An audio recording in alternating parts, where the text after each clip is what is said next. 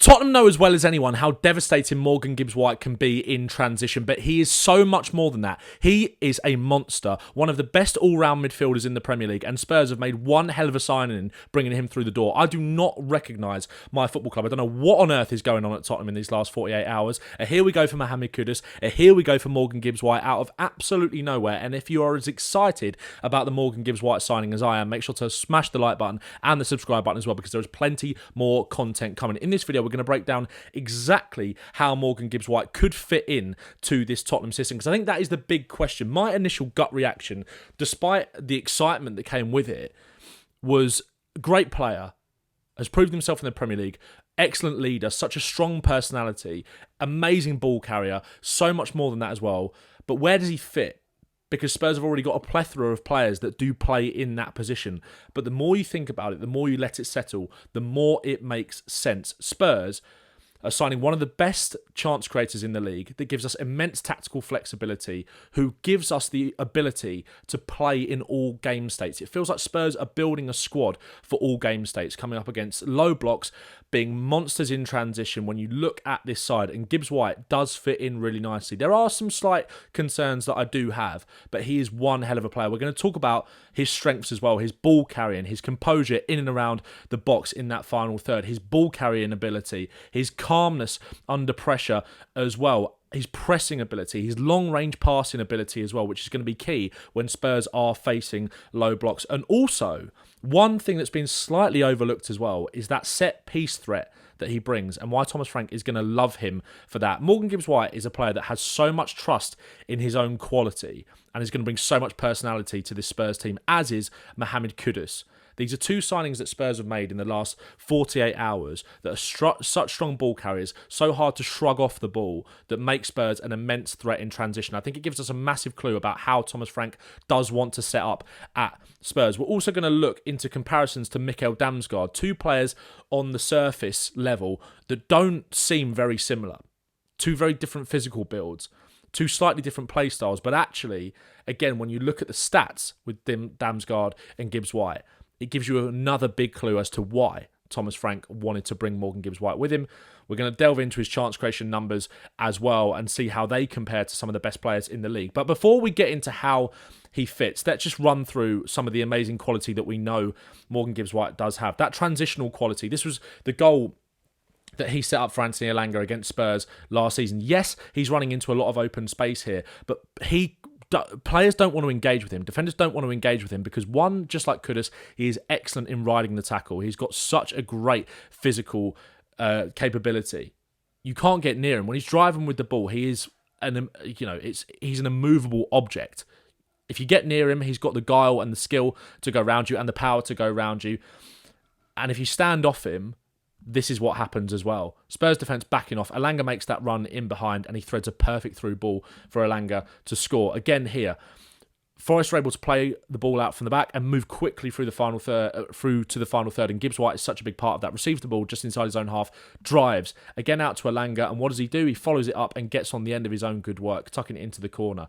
Let me just hide myself here. Again, little flick round the corner from Hudson-Odoi, and Gibbs-White is away. Perfectly timed and perfectly weighted through ball to Elanga, running on to score just as he did before. Again, look who he's linking up with in this passage of play. Forest are able to get the ball out from the back quickly. He drives forward. Brennan Johnson beats the offside trap. Gibbs-White threads it through excellently for Johnson to score. And in the same game, you can see the intelligent movement from Gibbs-White here to get into that space. Leicester commit high. They jump. You can see Fast there. You can see Tielemans. They jump to try and win that ball back. And Gibbs-White moves into the space so intelligently and drives.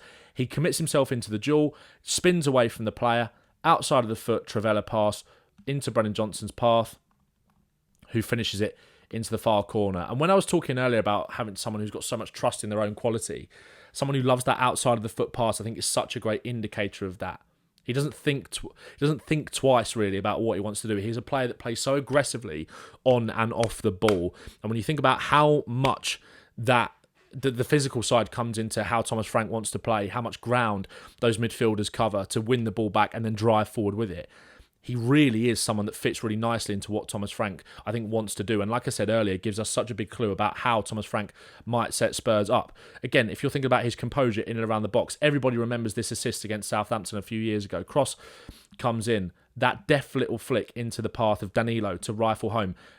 A bicycle kick goal at Anfield. Again, that trust in your own quality, that personality. This was 2-3 years ago now, at such a young age.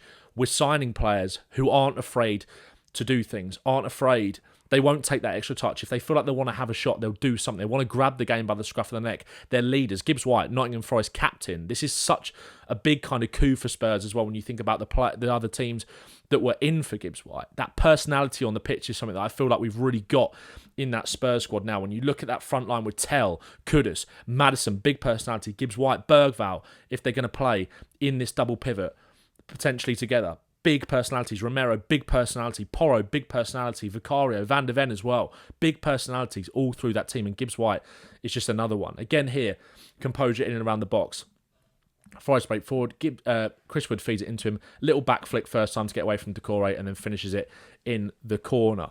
He's calm under pressure. And this is what I love about him as well. So good at receiving the ball. A little bit Maddison does this as well, where you can see him kind of constantly scanning. Bergvall's so good at this. Elliot Anderson fires the ball into him. He allows, this is against Man United, 3 players to kind of come and press him. Waits, you can't really see it on the video, but draws those players to him by slowly moving his body to kind of feint in to bring that ball under control. And then first time, little burst to get away from Casemiro. And then the little flick pass around the corner as well to open up the space, open up the pitch, and he moves into that pocket of space. His ball carrying ability as well. When we spoke about the transitional threat, it's also in these kind of, it's not always about moving from back to front. It's in these kind of midfield tight areas as well. You can see here him taking players out of the game against more of a settled block, just driving through that Southampton team. Again here against Man City, his defensive output for a attacking midfielder is up there with some of the best in the Premier League as well. And we'll come on to those numbers very, very quickly. But you can see here against Man City, you can see it here if I just hide myself as well. Kovacic looks to move forward with the ball. Gibbs-White is the player deepest, kind of tracking Foden there. He's the one that jumps, intercepts it, drives forward, takes 2 City players out of the game and gets the team up the pitch. And again, like I said, if we want to look at those kind of defensive numbers, interceptions, he ranks in the top 10 percentile for attacking midfielders and wingers in Europe's top 5 leagues. Aerial duels won as well. He is a duel winning monster. Shots blocked as well. In terms, there's so much there to look at. Tackles in the middle third, top 19 percentile clearances as well. Lots of good defensive metrics that stack up really nicely for Morgan Gibbs-White and shows you exactly why Thomas Frank wants to bring him in. That aggressiveness on and off the ball and that total commitment to what you want to do. If you're going to be a team that plays in transition, Morgan Gibbs-White is amazing at getting you up the pitch, but also against kind of more settled blocks. I think that long-range passing ability is going to come in really handy as well because, like I said, when I was thinking about this transfer initially, when you look at the creative players that Spurs already do have in Kulusevski, Maddison and Kudus, it was initially kind of took me by surprise because we feel like we're quite strong in that area.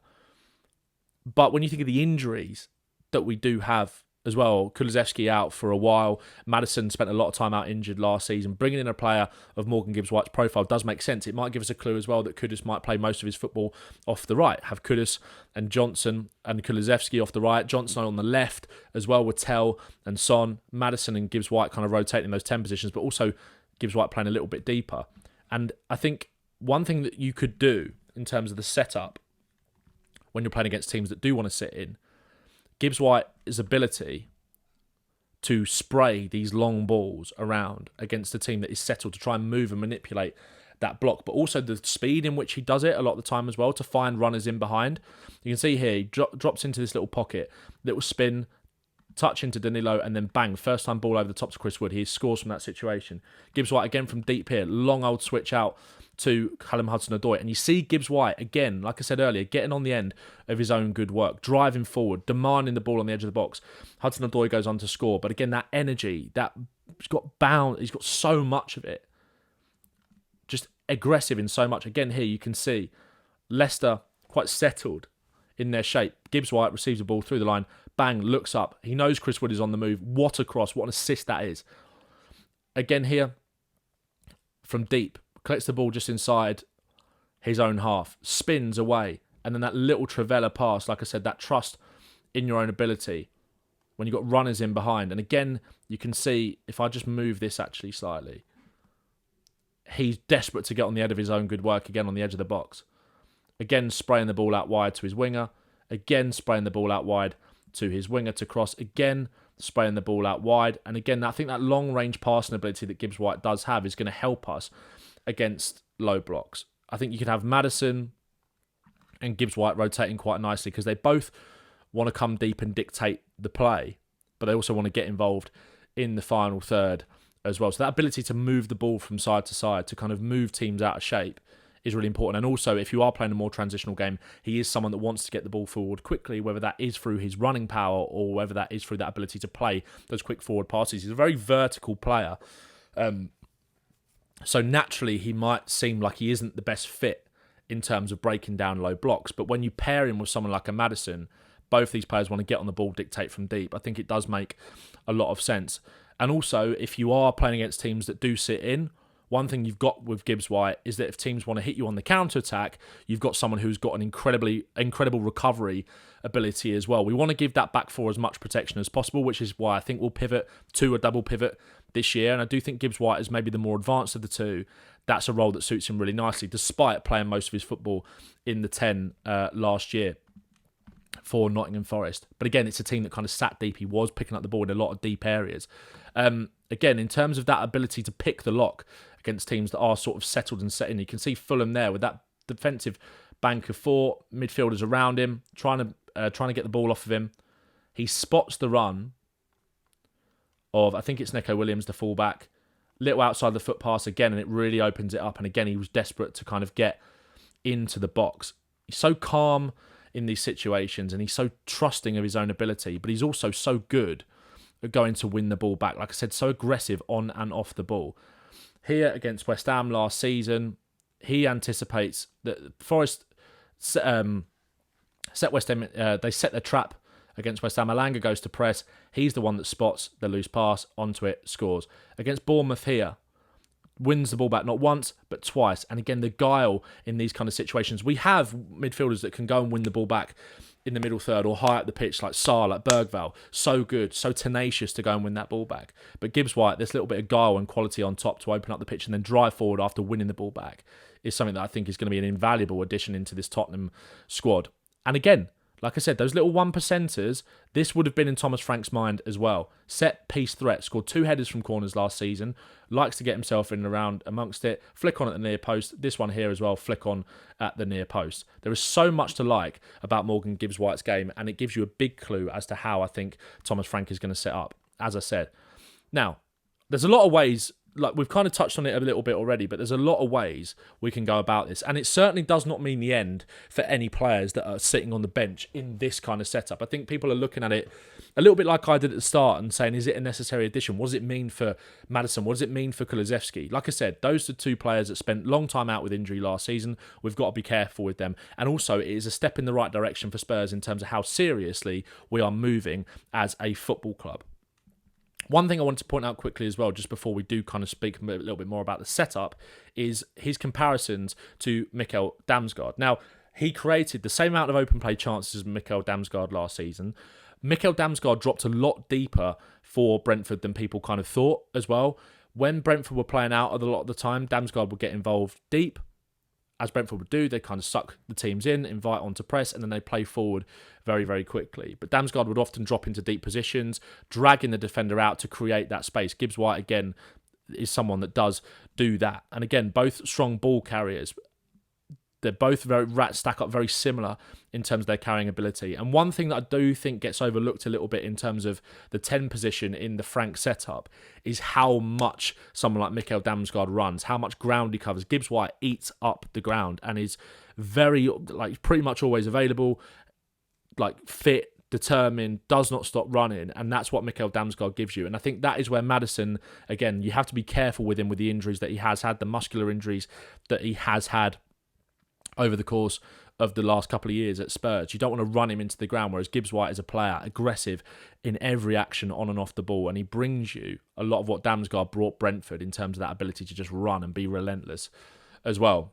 So let's talk about different ways in terms of how Spurs can set up then. Like I said, you can have Gibbs-White in this kind of pivot with someone like Bergvall, like Bentancur alongside him, who's going to intercept, break up play. Again, Bentancur might be a good fit alongside Gibbs-White. You've got more of an attack-minded 8 there. Bentancur there kind of sweeping up, doing the dirty work. And again, I don't think there is a massive need in this midfield now for Spurs to go and get like a destructive number 6. I think it's a passer. I think that's kind of what we're missing.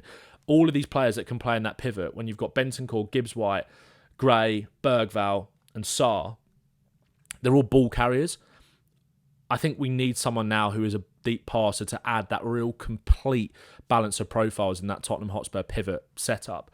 But Bentancur, again, someone who's tenacious off the ball, good at breaking up the play, Gibbs-White, energy on and off it to kind of drive forward. In certain games where Spurs maybe want to go away from home and sit in a little bit more and be a transitional threat themselves, Gibbs-White can play in that number 10 position, no problem. He likes to drop in, help out defensively and drive forward. And when you've got two ball carriers that are so strong in Gibbs-White and Kudus, you can see them kind of both moving into central areas.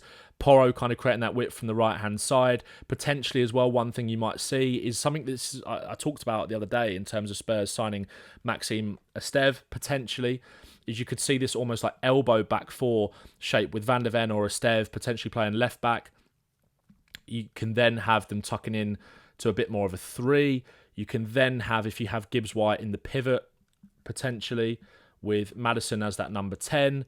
What you can do is with Esteve or whoever Spurs maybe might sign as a left-sided defender, you can kind of have him tuck into a back 3 shape, a little bit more of an elbow back 4, Porro kind of pushing on a little bit. You can kind of have these dual number 10s with Kudus floating in between that right wing and into the middle as well. You get that width from Porro as the fullback going up. But also what it does allow you with that protection of the back 3, maybe someone playing as a bit of a single pivot, Kudus pushing up a little bit as well, Porro or maybe Gray potentially at right back, inverting into midfield to give a little bit more protection. I'm kind of thinking about how City used to set up at times, dual number 10s with Gibbs-White and Maddison there, here, and Kudus out wide. Almost a 3-2-4-1 kind of shape with Solanke there. Also, Kulusevski suits this massively. Dual number 10. Again, Kulusevski is not out of this conversation whatsoever. There's going to be a lot of rotation between these 4 players. Kudus, Gibbs-White, Kulusevski and Maddison. But I think Gibbs-White's ability to play in the 8 and in the 10 means that I think he's going to play a lot of minutes for Spurs.